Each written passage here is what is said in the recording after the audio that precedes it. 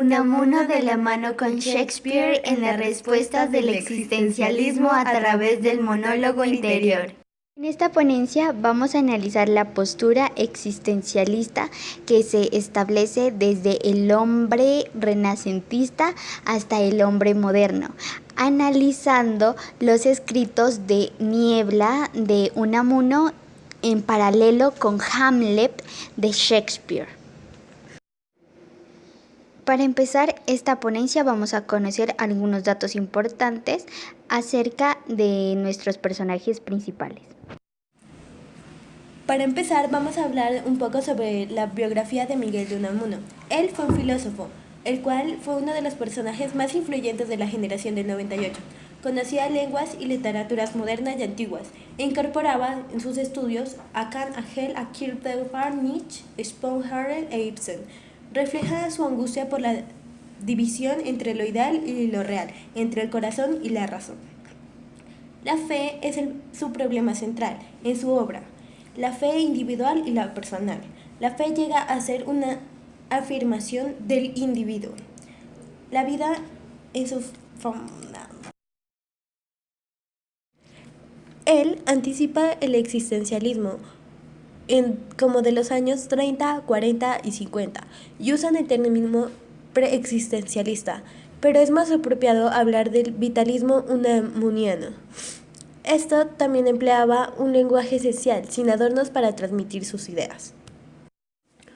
Unamuno defiende la lucha interior, así como también rechazó los límites tradicionales del género narrativo al escribir Niebla, obra que la clasificó como nívola en vez de novela. También Unamuno escribió varios libros de poesía, entre ellos un diario de su destierro en Francia durante los años 20. El teatro de Unamuno no es sino continuación de su obsesión con el conflicto íntimo del individuo. Esto se nota en sus obras dramáticas. Unamuno, ya que su obra es esquemática dentro de un contexto de diálogos intelectuales y ensayísticos que llevan a los personajes a monologar. Para continuar, William Shakespeare. Respecto al nacimiento del escritor, tan solo se conserva un documento de bautismo de la iglesia de Stratford-upon-Avon, de Inglaterra, que atestigua que el 26 de abril de 1564 se registró un Guilielmus Johann Shakespeare el 23 de abril. El dramaturgo es un poeta inglés de los grandes íconos de la literatura universal. Produjo obras como Hamlet, Romeo y Julieta, que lo han convertido en un autor mundialmente conocido. Tercero de 8 hijos del matrimonio formado por John Shakespeare, político y local comerciante, y Mary Arden. Su familia fue perseguida por profesar la fe católica. Shakespeare cursó los estudios primarios en la escuela local de Stratford Grammar School. En noviembre del 82, William Shakespeare, de 18 años, contrajo matrimonio con Anne Hathaway, de 26. Con ella, el dramaturgo tuvo 3 hijos. Los comienzos en la capital inglesa fueron humildes. Muchos creen que trabajó como maestro y como aprendiz de carnicero antes de convertirse en el reconocido escritor que fue. Hacia 1592 comenzó su andadura como dramaturgo y actor, trabajando en la compañía de teatro Chamberlain's Men, de la que fue copropietario más tarde. Tras la muerte de la reina Isabel I de Inglaterra en 1603, la compañía consiguió una patente real del rey Jacobo I de Inglaterra y IV de Escocia. A partir de ese momento pasó a llamarse King's Men. Durante su estancia en Londres, Shakespeare desarrolló su carrera literaria. En 1593 publicó uno de sus primeros escritos, su poema Venus y Adonis. Su actividad en la poesía fue fechada entre 1592 y 1597. Sin embargo, lo que realmente le dio fama al escritor británico fueron sus obras de teatro. Antes del año 1600 se fecha una de las comedias más famosas, El sueño de una noche de verano. A partir del 1600 se publicaron las conocidas como comedias oscuras y las tragedias. Aquí, él abandonó el tinte irónico para dar paso a uno de sus temas más profundos y adentrarse en la mente de los personajes. Grandes ejemplos de su vertiente tenemos en Romeo y Julieta, Hamlet y Macbeth. Se dice que la segunda la escribió debido a la prematura muerte de su hijo, Hamlet. A las últimas obras de Shakespeare, escritas a partir de 1608, se las califica como tragicomedias. Con La Tempestad fechada en 1611 y 1612, se dio por finalizada su carrera literaria. Falleció el 23 de abril de 1616, según el calendario juliano vigente de Inglaterra. Se comenzó a especular que la posibilidad de que William Shakespeare hubiese sido la cara visible de un autor que deseaba permanecer en la obra. No, mentiras. Nuestra ponencia se divide en 3 componentes. Primero vamos a describir qué es un monólogo, para después dar paso al medio de manifestación de este y el tema que se desarrolla en las obras literarias. El segundo componente es el existencialismo, el cual se subdivide en las ideas que determinan un monólogo existencialista y el existencialismo del yo. Y por último, el tercer componente, que se titula El subconsciente, el existencialismo y el yo interior, el cual se subdivide en el diálogo con la mente y el rostro del otro en relación con el texto de Emmanuel Levinas, el diálogo y el lenguaje. ¿Qué es un monólogo? Es la forma de expresarse en primera persona y en voz alta. Es un espacio para que el hablante se exprese en sus propias palabras sin la intromisión del narrador. Segundo, ¿qué es un monólogo interior? Es el texto el cual tiene forma de secuencia de los pensamientos de un personaje, la cual refleja reflexiones, emociones, recuerdos y fantasías. Se asiste en vivo y en directo a la actividad mental de este personaje. Las características del monólogo interior son: primero, el estilo; segundo, tiempo de narración; tercero, décticos; cuarto, sintaxis; quinto, léxico; sexto, la relación en los sentidos. Medio de manifestación del monólogo. La novela Niebla de Unamuno, como el teatro de Hamlet de Shakespeare, son muy frecuentes a los personajes principales, la cual se asemeja a la reflexión. Quinto, la reflexión interior como parte principal del monólogo tiene la función de alcanzar un mayor conocimiento y desarrollar a la persona. El tema del monólogo. En Niebla y Hamlet tiene un corte filosófico, la cual tiene un rango de edad de 16 a 60 años.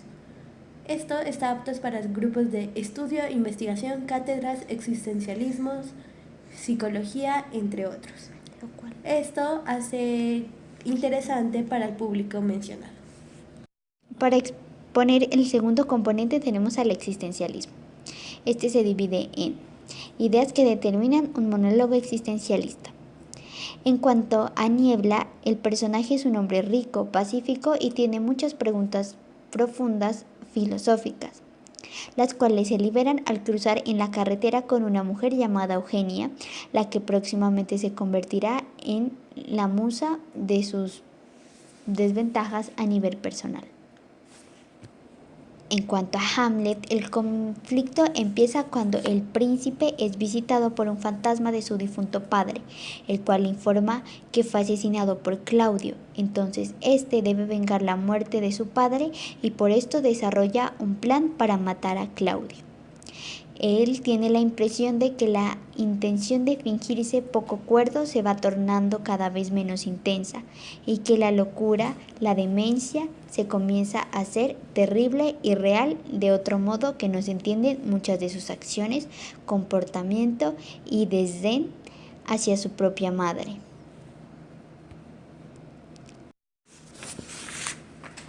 En los monólogos existencialistas, el sujeto es el centro de reflexión filosófica. Se rechaza la conceptualización que tiende a determinar al individuo como cualquier esencia. Se destaca la angustia frente al mundo, la soledad y la responsabilidad. Para Unamuno, la prioridad y causación afectiva significa un pensamiento posterior en función existencial necesaria. Para Shakespeare, la presencia del humanismo en todas las estrategias de sus escritos experimenta una transformación profunda y muy notable a lo largo de la trama. Además de que establece una síntesis entre los valores populares y renacentistas, lo cual transformó el teatro medieval en una obra de arte que desmesura épicamente de la Edad Media por la concentración dramática del Renacimiento. La segunda parte del primer componente se basa en el existencialismo del yo. El yo es un componente idealista. Tiene como un significado diferente para cada filósofo, por lo que deduce como un principio, una unidad trascendental entre otros. En los textos, tanto Unamuno como Shakespeare abordan aquel tema en justificarse a la realidad vital. Hace que sea necesario el existencialismo, como en Shakespeare, para mostrar la terrible cara de la vida. El subconsciente, el existencialismo y el yo interior. El pensar en el yo en mí mismo en relación a los otros hace parte del existencialismo, el cual proviene como idea suprema del subconsciente humano. Freud ha hablado acerca del psicoanálisis relacionando la mente consciente y la mente inconsciente, pero también el preconsciente o actualmente conocido como memoria disponible, que es la cual nos facilita recordar lo que deseemos de manera instantánea. El subconsciente también es la noción tópica y dinámica psicológica, una instancia a la cual la conciencia no tiene acceso. Tiene la particularidad de ser a la vez interno al sujeto y exterior a toda forma del dominio por el pensamiento del consciente. El yo, el ello y el superyo. El ello tiene el trabajo particular de preservar al principio del placer, el cual puede entenderse como una demanda de atender de forma inmediata las necesidades. El yo se apoya en la realidad a través de su conciencia buscando los objetos para satisfacer los deseos, pero el ello representa la realidad y hasta cierto punto la razón. El diálogo con la mente. El diálogo interno se asocia con la capacidad de pensar, reflexionar y deliberar del sujeto. El diálogo puede ser positivo, pero también negativo. El rostro del otro, Emmanuel Levinas. La relación entre el lenguaje humano y la moral es muy importante a la hora de comunicarse, pues el lenguaje posee también capacidad moral, y dicho lenguaje alcanza su más alto rendimiento precisamente al abrir el ámbito de la ética, como es la ética del lenguaje. Es una de las claves del éxito de la convivencia ciudadana. Emmanuel Levinas resalta que el comunicarse con los demás es comunicarse con uno mismo, lo cual complementamos en nuestro diálogo mental. Es lo que contemplamos y tratamos en el diálogo con el otro, por esto se entendería que lo que miramos en otros es el reflejo de lo que miramos en nosotros mismos. El rostro del otro está más allá de cualquier contexto, cultural, étnica, estética, sentimiento y afecto. Es así como Emmanuel trata de explicar que si la estructura del lenguaje no puede comprenderse desde la relación yo-mundo, porque es ética, la corporalidad no deberá interpretarse como una prolongación del pensamiento. Finalmente, Levinas rompe con el esquema sujeto-objeto de la filosofía occidental y construye un nuevo esquema yo y el otro, entendiendo una trascendencia de descentralización del yo y de la conciencia en cuanto que yo debo al otro y es el otro quien constituye mi yo, siendo el lenguaje el factor principal del saber de mi existencia, mediante comunicación con el otro. Shakespeare ha impuesto aún 400 años después de su muerte un gran legado en cada corriente humanista e idealista, estética y existencialista, manteniéndose en su estatus. Indestructible ha sido Shakespeare, el que ha dado a conocer en una obra dramaturga. En conclusión, los monólogos están relacionados con el diálogo interno del sujeto. El lenguaje es necesario para la comunicación del hombre tanto como para conocerse a sí mismo. desde una postura diferente. El existencialismo es un problema que viaja con la humanidad. El diálogo positivo como negativo con la mente influye en el autoestima y en los actos de las personas en su vida diaria. Unamuno rescata de manera simbólica a Shakespeare en estos escritos literarios.